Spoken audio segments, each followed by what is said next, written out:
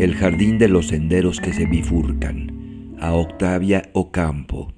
En la página 242 de la Historia de la Guerra Europea de Liddell Hart, se lee que una ofensiva de 13 divisiones británicas, apoyadas por 1.400 piezas de artillería contra la línea Serre-Montauban, había sido planeada para el 24 de julio de 1916 y debió postergarse hasta la mañana del día 29.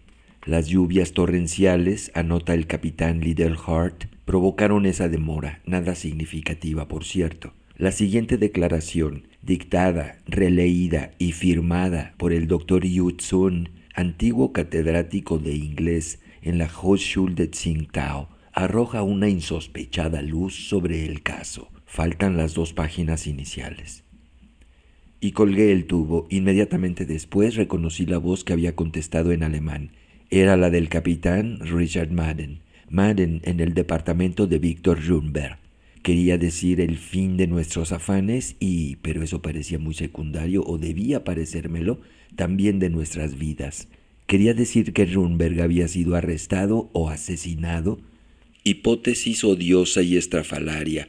El espía prusiano Hans Revener, alias Victor Runeberg, agredió con una pistola automática al portador de la orden de arresto, capitán Richard Madden. En defensa propia, le causó heridas que determinaron su muerte. Nota del editor. Antes de que declinara el sol de ese día, yo correría la misma suerte. Madden era implacable. Mejor dicho, estaba obligado a ser implacable. Irlandés a las órdenes de Inglaterra, hombre acusado de tibieza y tal vez de traición, ¿cómo no iba a abrazar y agradecer este milagroso favor, el descubrimiento, la captura, quizá la muerte de 2 agentes del Imperio Alemán? Subí a mi cuarto, absurdamente cerré la puerta con llave y me tiré de espaldas en la estrecha cama de hierro. En la ventana estaban los tejados de siempre y el sol nublado de las 6. Me pareció increíble que ese día, sin premoniciones ni símbolos, fuera el de mi muerte implacable. A pesar de mi padre muerto, a pesar de haber sido un niño en un simétrico jardín de Haifang, yo, ahora, iba a morir. Después reflexioné que todas las cosas le suceden a uno precisamente ahora. Siglos de siglos y solo en el presente ocurren los hechos. Innumerables hombres en el aire, en la tierra y el mar, y todo lo que realmente pasa me pasa a mí. El casi intolerable recuerdo del rostro acaballado de Madden abolió esas divagaciones. En mitad de mi odio y de mi terror, ahora no me importa hablar de terror, ahora que he burlado a Richard Madden, ahora que mi garganta anhela la cuerda, pensé que ese guerrero tumultuoso y sin duda feliz no sospechaba que yo poseía el secreto, el nombre del preciso lugar del nuevo parque de artillería británico sobre el Ancre. Un pájaro rayó el cielo gris y ciegamente lo traduje en un aeroplano, y a ese aeroplano en muchos, en el cielo francés, aniquilando el parque de artillería con bombas verticales. Si mi boca, antes que la deshiciera un balazo, pudiera gritar ese nombre de modo que lo oyeran en Alemania, mi voz humana era muy pobre. ¿Cómo hacerla llegar al oído del jefe? Al oído de aquel hombre enfermo y odioso que no sabía de Runeberg ni de mí, sino que estábamos en Staffordshire, que en vano esperaba noticias nuestras en la árida oficina de Berlín, examinando infinitamente periódicos.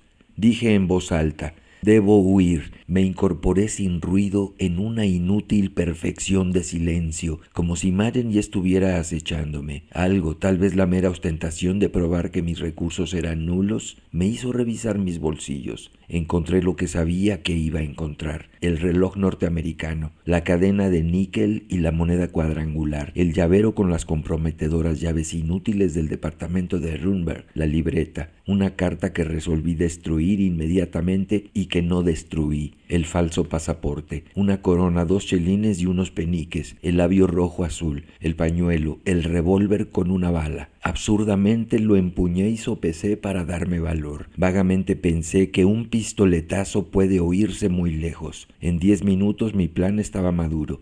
La guía telefónica me dio nombre de la única persona capaz de transmitir la noticia. Vivía en un suburbio de Fenton, a menos de media hora de tren. Soy un hombre cobarde. Ahora lo digo, ahora que he llevado a término un plan que nadie no calificaría de arriesgado. Yo sé que fue terrible su ejecución. No lo hice por Alemania, no. Nada me importa un país bárbaro que me ha obligado a la abyección de ser un espía. Además, yo sé de un hombre de Inglaterra, un hombre modesto, que para mí no es menos que Goethe. Arriba de una hora no hablé con él, pero durante una hora fue Goethe. Lo hice porque yo sentía que el jefe temía un poco a los de mi raza, a los innumerables antepasados que confluyen en mí. Yo quería probarle que un amarillo podía salvar a sus ejércitos. Además, yo debía huir del capitán. Sus manos y su voz podían golpear en cualquier momento a mi puerta. Me vestí sin ruido, me dije adiós en el espejo.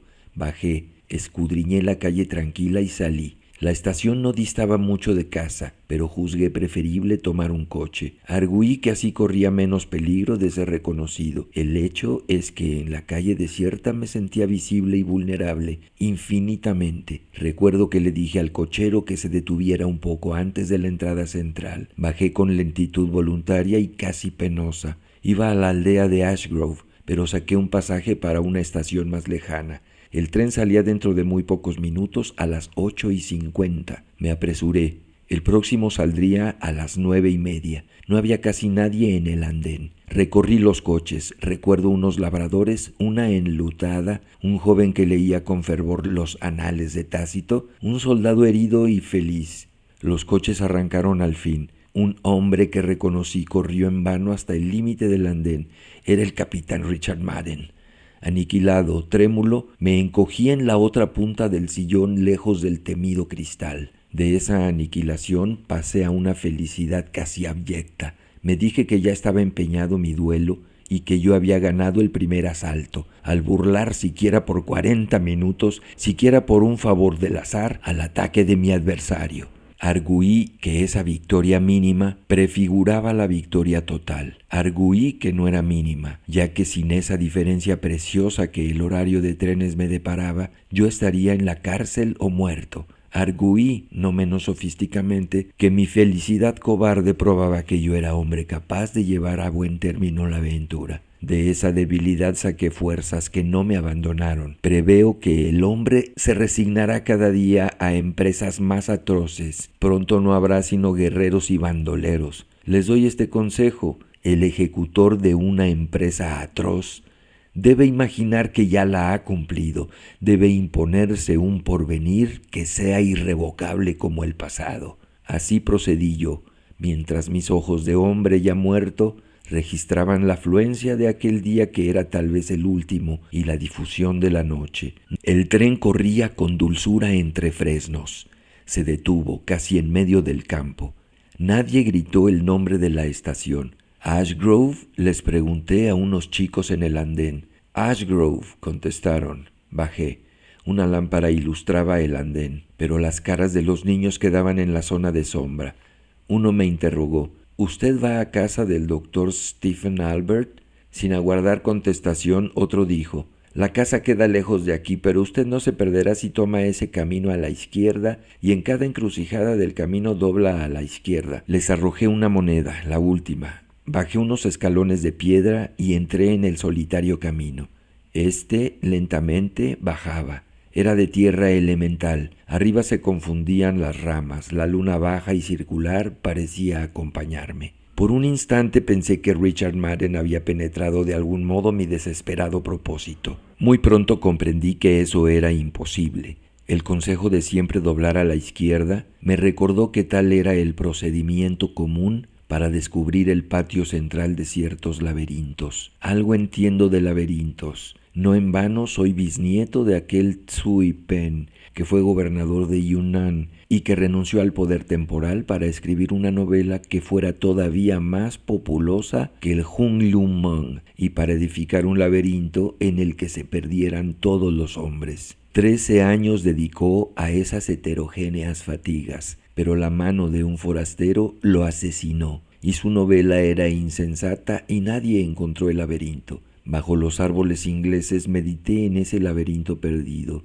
Lo imaginé inviolado y perfecto en la cumbre secreta de una montaña. Lo imaginé borrado por arrozales o debajo del agua. Lo imaginé infinito, no ya de kioscos ochavados y de sendas que vuelven, sino de ríos y provincias y reinos. Pensé en un laberinto de laberintos, en un sinuoso laberinto creciente que abarcara el pasado y el porvenir y que implicara de algún modo los astros. Absorto en esas ilusorias imágenes, olvidé mi destino de perseguido. Me sentí por un tiempo indeterminado percibidor abstracto del mundo, el vago y vivo campo. La luna, los restos de la tarde obraron en mí. Asimismo el declive que eliminaba cualquier posibilidad de cansancio. La tarde era íntima, infinita. El camino bajaba y se bifurcaba entre las ya confusas praderas. Una música aguda y como silábica se aproximaba y se alejaba en el vaivén del viento, empañada de hojas y de distancia. Pensé que un hombre puede ser enemigo de otros hombres, de otros momentos de otros hombres, pero no de un país, no de luciérnagas, palabras, jardines, cursos de agua,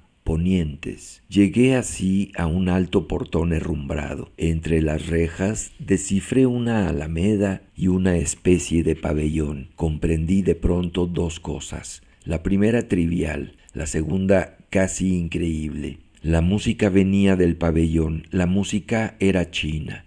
Por eso yo la había aceptado con plenitud, sin prestarle atención. No recuerdo si había una campana o un timbre o si llamé golpeando las manos. El chisporroteo de la música prosiguió, pero del fondo de la íntima casa un farol se acercaba, un farol que rayaban y a ratos anulaban los troncos, un farol de papel que tenía la forma de los tambores y el color de la luna. Lo traía un hombre alto. No vi su rostro porque me cegaba la luz. Abrió el portón y dijo lentamente en mi idioma: «Veo que el piadoso Psi Peng se empeña en corregir mi soledad. ¿Usted sin duda querrá ver el jardín?» Reconocí el nombre de uno de nuestros cónsules y repetí desconcertado: «¿El jardín? El jardín de senderos que se bifurcan». Algo se agitó en mi recuerdo y pronuncié con incomprensible seguridad: «El jardín de mi antepasado Tsui Pen». Su antepasado, su ilustre antepasado, adelante. El húmedo sendero zigzagueaba como los de mi infancia. Llegamos a una biblioteca de libros orientales y occidentales. Reconocí encuadernados en seda amarilla algunos tomos manuscritos de la enciclopedia perdida que dirigió el tercer emperador de la dinastía luminosa y que no se dio nunca a la imprenta. El disco del gramófono giraba junto a un fénix de bronce. Recuerdo también un jarrón de la familia rosa y otro anterior de muchos siglos, de ese color azul que nuestros artífices copiaron de los alfareros de Persia. Stephen Albert me observaba sonriente. Era, ya lo dije, muy alto, de rasgos afilados, de ojos grises y barba gris. Algo de sacerdote había en él y también de marino. Después me refirió que había sido misionero en Tientsin antes de aspirar a sinólogo. Nos sentamos, yo en un largo y bajo diván, él de espaldas a la ventana y a un alto reloj circular. Computé que antes de una hora no llegaría mi perseguidor, Richard Madden. Mi determinación irrevocable podía esperar. «Asombroso destino el de Tsui Pen», dijo Stephen Albert. Gobernador de su provincia natal, doctor en astronomía, en astrología y en la interpretación infatigable de los libros canónicos, ajedrecista, famoso poeta y calígrafo. Todo lo abandonó para componer un libro y un laberinto. Renunció a los placeres de la opresión, de la justicia, del numeroso lecho, de los banquetes y aún de la erudición, y se enclaustró durante 13 años en el pabellón de la límpida soledad. A su muerte, los herederos no encontraron sino manuscritos caóticos. La familia, como usted acaso no ignora, quiso adjudicarlos al fuego, pero su albacea, un monje taoísta o budista, insistió en la publicación. Los de la sangre de Tsui Pen, repliqué, seguimos execrando a ese monje. Esa publicación fue insensata. El libro es un acervo indeciso de borradores contradictorios. Lo he examinado alguna vez. En el tercer capítulo muere el héroe, en el cuarto está vivo. En cuanto a la otra empresa de Tsui Pen, a su laberinto, aquí está el laberinto, dijo indicándome un alto escritorio laqueado. Un laberinto de marfil, exclamé, un laberinto mínimo. Un laberinto de símbolos, corrigió. Un invisible laberinto de tiempo. A mí, bárbaro inglés, me ha sido deparado revelar ese misterio diáfano. Al cabo de más de 100 años, los pormenores son irrecuperables, pero no es difícil conjeturar lo que sucedió. Tsui Pen diría una vez: me retiro a escribir un libro, y otra: me retiro a construir un laberinto. Todos imaginaron dos obras. Nadie pensó que libro y laberinto eran un solo objeto. El pabellón de la límpida soledad se erguía en el centro de un jardín tal vez intrincado. El hecho puede haber sugerido a los hombres un laberinto físico.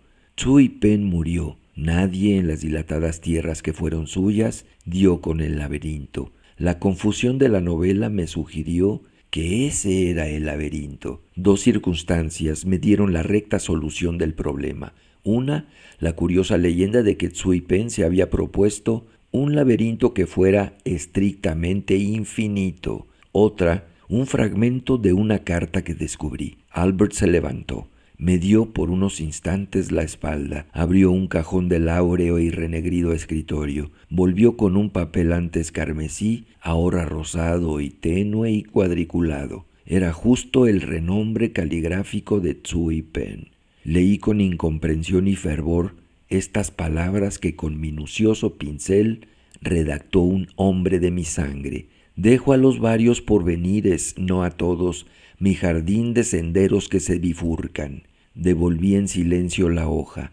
Albert prosiguió: antes de exhumar esta carta, yo me había preguntado de qué manera un libro puede ser infinito. No conjeturé otro procedimiento que el de un volumen cíclico, circular, un volumen cuya última página fuera idéntica a la primera, con posibilidad de continuar indefinidamente.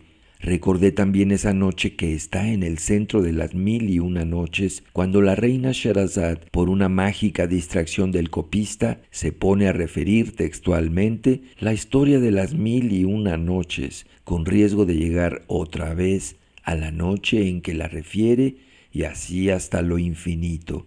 Imaginé también una obra platónica, hereditaria, transmitida de padre a hijo, en la que cada nuevo individuo agregara un capítulo o corrigiera con piadoso cuidado la página de los mayores. Esas conjeturas me distrajeron, pero ninguna parecía corresponder, siquiera de un modo remoto, a los contradictorios capítulos de Tsui Pen. En esa perplejidad me remitieron de Oxford el manuscrito que usted ha examinado. Me detuve, como es natural, en la frase: dejo a los varios porvenires, no a todos, mi jardín de senderos que se bifurcan. Casi en el acto comprendí: el jardín de senderos que se bifurcan era la novela caótica.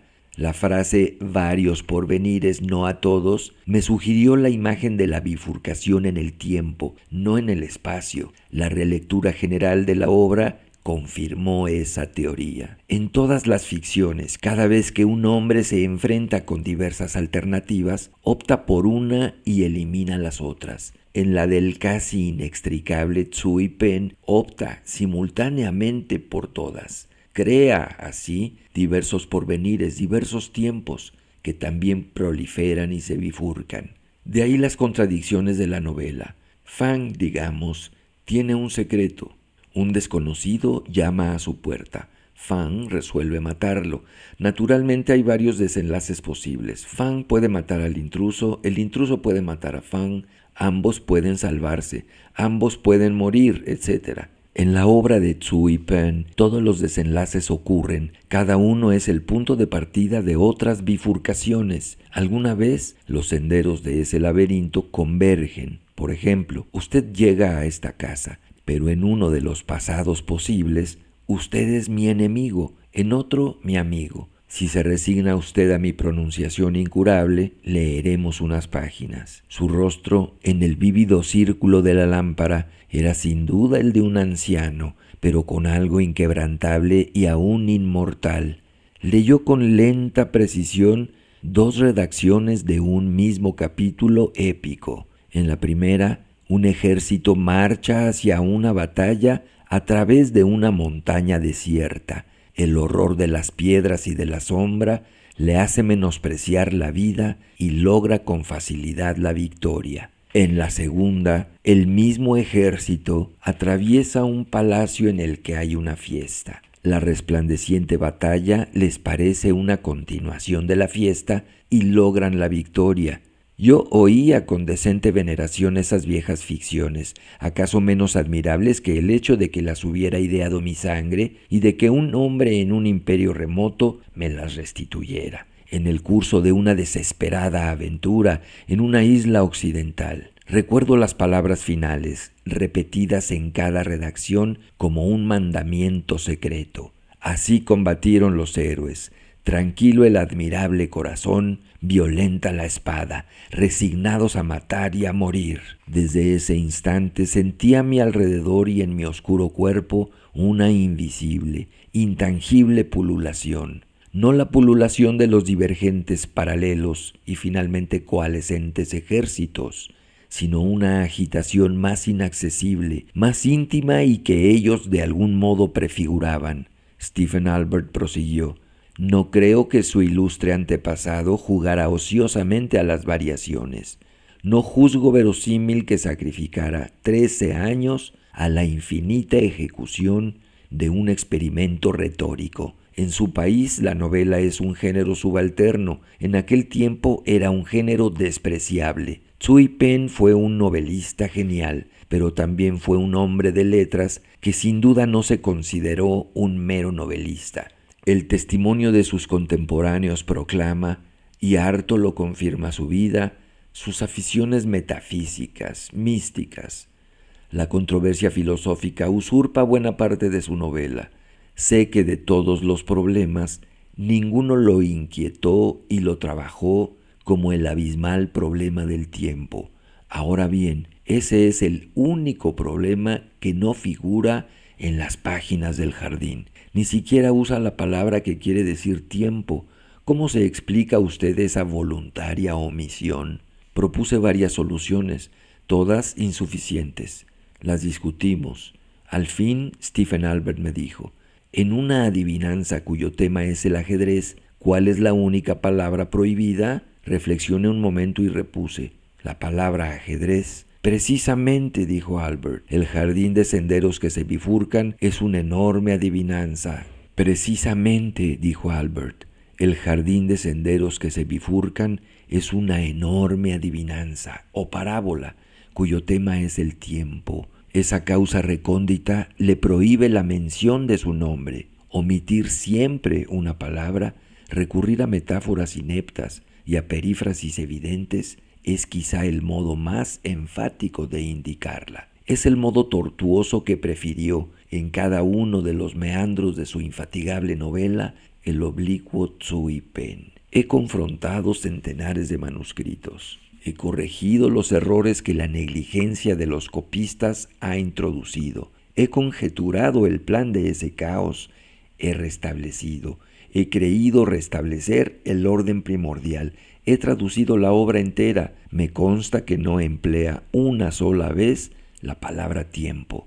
La explicación es obvia.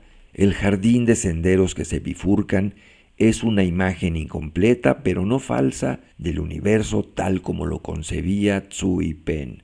A diferencia de Newton y de Schopenhauer, su antepasado no creía en un tiempo uniforme absoluto. Creía en infinitas series de tiempos, en una red creciente y vertiginosa de tiempos divergentes, convergentes y paralelos.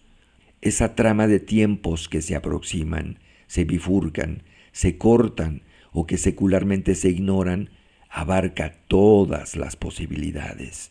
No existimos en la mayoría de esos ejemplos. En algunos existe usted y no yo. En otros yo, no usted. En otros los dos. En este, que un favorable azar me depara, usted ha llegado a mi casa. En otro, usted, al atravesar el jardín, me ha encontrado muerto. En otro, yo digo estas mismas palabras, pero soy un error, un fantasma. En todos, articulé no sin un temblor, yo agradezco y venero su recreación del jardín de Tsui Pen. No en todos, murmuró con una sonrisa. El tiempo se bifurca perpetuamente hacia innumerables futuros. En uno de ellos soy su enemigo. Volví a sentir esa pululación de que hablé. Me pareció que el húmedo jardín que rodeaba la casa estaba saturado hasta lo infinito de invisibles personas. Esas personas eran Albert y yo, secretos, atareados y multiformes en otras dimensiones del tiempo. Alcé los ojos y la tenue pesadilla se disipó. En el amarillo y negro jardín había un solo hombre, pero ese hombre era fuerte como una estatua. Pero ese hombre avanzaba por el sendero y era el capitán Richard Madden. El porvenir ya existe, respondí, pero yo soy su amigo. ¿Puedo examinar de nuevo la carta? Albert se levantó. Alto, abrió el cajón del alto escritorio. Me dio por un momento la espalda. Yo había preparado el revólver. Disparé con sumo cuidado. Albert se desplomó sin una queja inmediatamente. Yo juro que su muerte fue instantánea, una fulminación. Lo demás es irreal, insignificante. Madden irrumpió, me arrestó. He sido condenado a la horca. Abominablemente he vencido. He comunicado a Berlín el secreto nombre de la ciudad que deben atacar. Ayer la bombardearon. Lo leí en los mismos periódicos que propusieron a Inglaterra el enigma de que el sabio sinólogo, Stephen Albert, muriera asesinado por un desconocido. Yu Tsun, el jefe, ha descifrado ese enigma. Sabe que mi problema era indicar a través del estrépito de la guerra la ciudad que se llama Albert y que no hallé otro medio que matar a una persona de ese nombre. No sabe, nadie puede saber mi innumerable contrición y cansancio.